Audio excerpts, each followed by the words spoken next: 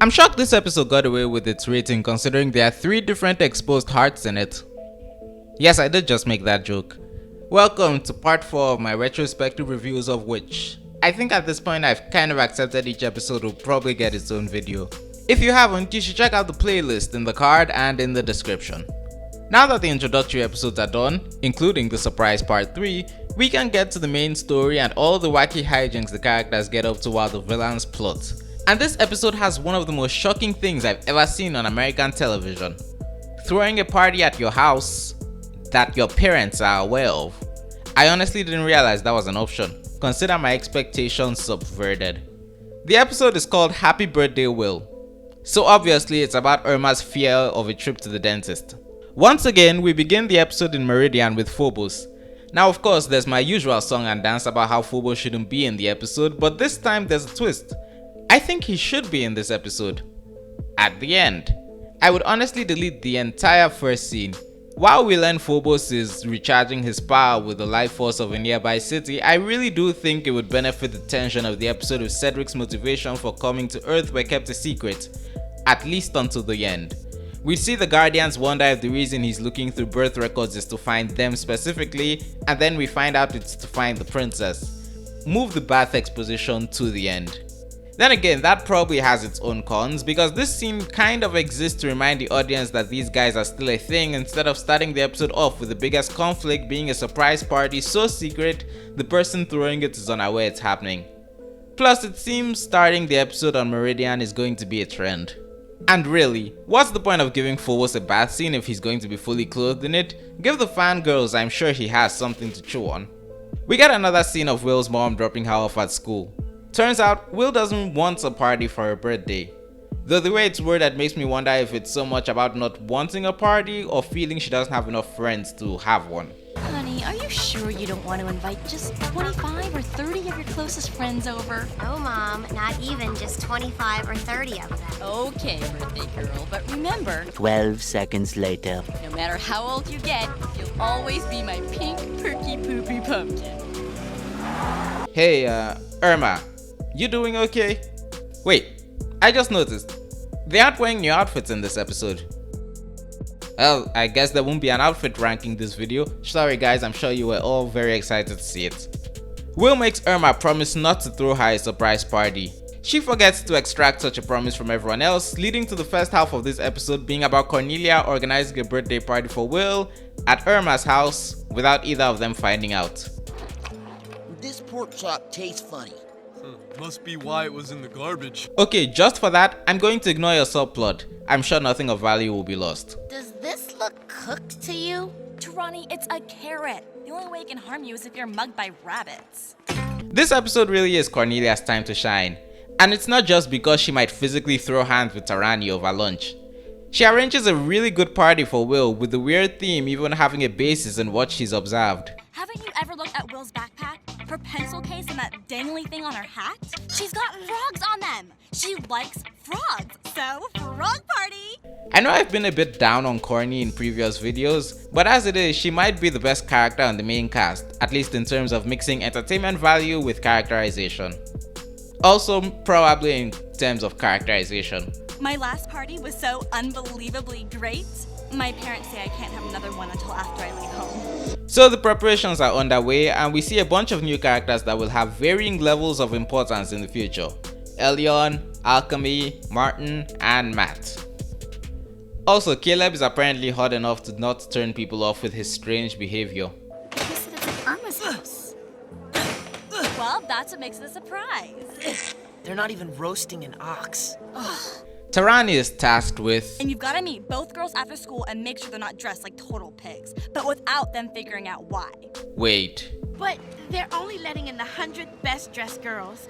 I got us these outfits so you don't look like pigs. hold on. Can you believe Irma didn't want to throw you a party just because you told her not to? Well, you just couldn't help yourself, could you? Not only do they get party outfits, they also get jackets with them when they go out at night. This whole thing is even funnier when you realize all the side characters are still just wearing their standard outfits. Alright, time for part 4 of outfit rankings.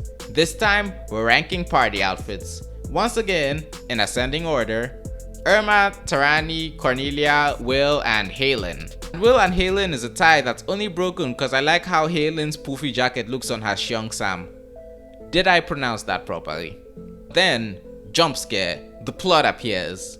Or something related to it anyway. Yan Lin gives Hay Lin a special map that was stolen from Phobos, specifically the part of the map that shows Earth. If exposed to the heart of Kandrika, the map will reveal the location of portals on Earth. Fortunately, as far as the show is concerned, Earth is basically just Heatherfield. Hay Lin asks if the reason it's taken until now for her to be given it is because she's finally matured as a guardian. Turns out it just took a while to find. Realistically, it's probably because such a plot device hasn't really been necessary until now. We've got to get Will something for her birthday. In Meridian, I'd give her the customary chicken skin hat. Meridian has chickens? Did they selectively breed them like we did ours? Also, that would just be a leather hat. Okay, back to the party. Taranee begins the plan to lure Will and Irma and... Hey, girls. Okay, I made a joke about it last episode, but how do you accidentally have the wrong voice actress say a character's line? This isn't even the only example. What good is a map that doesn't show anything? Did they write the wrong name in the script and the animators just had to roll with it? Fictional boy bands have some of the weird names. People familiar with early 2000s boy bands, does Boyzilla sound like a good name? Anyway, Taranee finally gets Will to the party. You promised. Can you believe Irma didn't want to throw you a party just because you told her not to? Give me 13 hugs, birthday girl. Wait, 13? I thought, if you asked me before, I would have said the girls are all 14. I find it so difficult to figure out how old characters are sometimes. Then again, that's probably just the carryover from my difficulty of figuring out how old people are in real life. Cedric finally appears. I'm going to avoid the show's problem of jumping around scenes by just describing all of the actions he takes before the girls arrive right now. He goes to City Hall, breaks in, and starts rifling through birth records. While doing so, he's spotted by someone who calls the police, which, as we saw at the beginning of the episode, Irma's dad is a part of. At the party, we get a bunch of interactions and we see Irma's relationship with Martin, or rather Martin's one-sided crush on Irma and her annoyance at it. Blanc is annoyed he can't go in, but manages to convince Hay Lin to throw him some food. Martin sees this and accepts the idea that it's a wishing tradition before throwing a bunch of food out the window. Then he starts talking other people into it. I don't think I like Martin. Caleb's still confused about Earth customs, but does come up with a gift, carving Will an image of her guardian form with dragon scales for wings. Elion, who is one of the girls enamored with him, is so impressed her voice comes out of Will's mouth. Look, it's Will! As a kind of fairy or something. You're so talented. No, seriously, can someone explain to me how this happens? Cornelia's trying to mark her territory when it comes to Caleb. She really doesn't have to try that hard. Are you going to ask me to dance? Actually, I'm pretty good at the Mandarin Gavat. I'll go find us a bucket. Okay. Irma's embarrassed by the idea of her parents coming down to the party. I don't throw parties while you and Mom are out of town, and you do not embarrass me when you are in town. I want to make a joke. Where's this show set? Give me a second.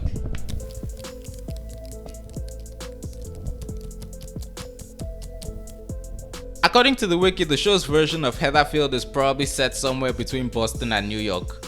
Great, then I can't say this. American teenagers say the wildest things to their parents on TV, at least from my African perspective anyway. Uriah and the Creeps, skip.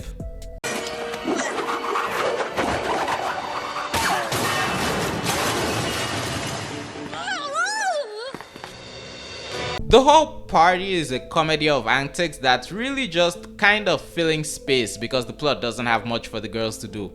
12 minutes in, they finally find out about the whole giant snake in City Hall thing when a call comes in asking for Irma's dad to look into it. If it's that thing from Meridian, my dad could get hurt. Get the girls. Does she still not know Cedric's name? Speaking of Irma's dad, the episode dedicates some time to her relationship with her parents, who feel left out from Irma's parties as she's grown up. However, now that basically all the organizers have to run out to get pizza, Irma asks them to take over. Remember when I gave donkey rides for your 4th birthday? Dad, please, don't talk me out of this. We will see where this goes when we get back. The world had better be in serious danger for me to leave Caleb with those girls. Considering you could and probably should have asked him to come and he follows you anyway, I'm pretty sure the only reason you're leaving him behind is so you can say that line. They use the map and find Cedric's portal, which is in City Hall Park, and okay, can Phobos just open portals wherever he wants? This is some convenient placement. Also, they already know he's at City Hall, that's why they left. The girls transform and begin looking for Tall, Green and Scaly. Okay, that sounds like a nickname they would give him. I did not mention this in the last review, but I should shout out that I really do like the music for the girls' transformation. You can watch the rest of it on a channel that doesn't mind the risk of demonetization. They investigate, a subplot I have such little care for that I haven't even set it up happens, and then everyone gets in a fight with Cedric. I'm 99% sure Uriah and Co seeing Blanc and Cedric will have zero future repercussions. This may be strange to say, but I think this is the first technically impressive fight scene in the show. At least from a strategy point of view for the girls, there's been a notable rate of improvement in how they fight. Their first combat situation was a failure that led to Caleb's capture. The second one was them really just obstructing some mooks with their powers. Their fight with Gargoyle involved teamwork and a slightly more than basic application of their powers, with the mud trick leading to a retreat, and the fight with the mooks in episode 4 involved more of a display of skill, but was still just them individually fighting a group that technically wasn't that much of a threat. Here they are fighting Cedric, a notably powerful antagonist, and making more use of their skills and the environment to take him on. I hope this works better than it did in practice. I mean, they don't so much win as they do hold out until Cedric has to retreat as the police arrive, but I'm liking the progression. It's too early for them to really beat Cedric, but they aren't helpless against him, and noticing that makes the climax more enjoyable, at least for me. Technically, when it comes to a fight, the Guardians only pose a bit of a roadblock to the bad guys' heavy hitters at this point. They close the portal and make their way back with all the pizza they were meant to get. Cedric, meanwhile, tells Phobos that he got what they wanted, and we finally reach the scene where I'm not going to say Phobos shouldn't be in the episode. I really do think revealing exactly what the villains were looking for afterwards would have been for the best. In fact, I'd move this entire scene to the very end after the girls speculate if he's looking for them to make the twist stronger. When our heroes arrive, Irma laments that her parents may have ruined the party.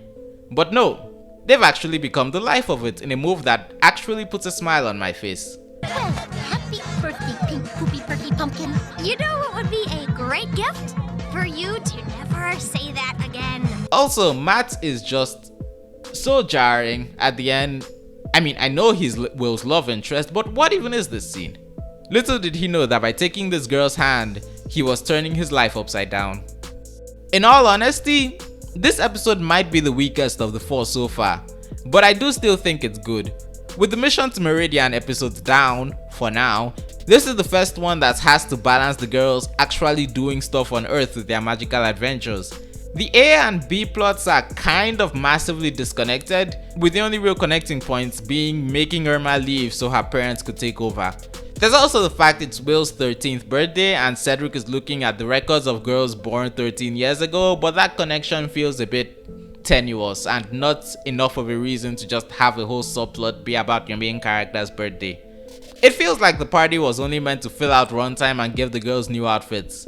But I do think both plots were handled pretty well for what they were setting out to accomplish, and they don't really get in each other's way. And if you didn't buy the girls as friends before this, you definitely do now. Oh well, at least I do. Don't know how you feel. I do like how the villains are portrayed in contrast to the girls. This is technically their first win after the double whammy of episodes 2 and 3 having the girls succeed to set the pace. I don't expect this show to become a dire, the villains always have the upper hand kind of thing, but giving the audience a reason to be wary of them is good. Cornelia is definitely my favorite character so far, and this episode really lets her shine with her twist on the surprise party. All in all, good episode. What do you think of it? Leave a comment on your thoughts down below and hit the like button as well as subscribe for more content. Thank you and good day.